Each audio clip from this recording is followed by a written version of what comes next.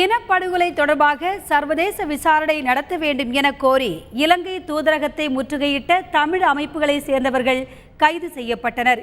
நுங்கம்பாக்கத்தில் உள்ள இலங்கை துணை தூதரகத்திற்கு முன்பாக திரண்டு திராவிடர் விடுதலை கழகம், தமிழ்நாடு முஸ்லிம் முன்னேற்ற கழகம் உள்ளிட்ட பல்வேறு அமைப்புகளைச் சேர்ந்தவர்கள் இலங்கை அரசை கண்டித்து கோஷங்கள் எழுப்பினர். மேலும் இலங்கையில் நடைபெற்ற இனப்படுகொலை தொடர்பாக சர்வதேச விசாரணை நடத்த வேண்டும், இலங்கையுடனான தொடர்பினை இந்தியா துண்டிக்க வேண்டும் என்பது உள்ளிட்ட கோரிக்கைகள் முன்வைக்கப்பட்டன. இதனையடுத்து போராட்டத்தில் ஈடுபட்ட 80க்கும் மேற்பட்டோர் கைது செய்யப்பட்டனர். ஈழத்தமிழ் மக்களின் உறவுகளை புரிந்து கொண்டு இந்திய அரசு இலங்கை அரசோடான உறவுகளை துண்டித்துக் கொள்ள வேண்டும். பன்னாட்டு விசாரணைக்கான தீர்மானத்தை இந்தியாவே முன்மொழிய வேண்டும்.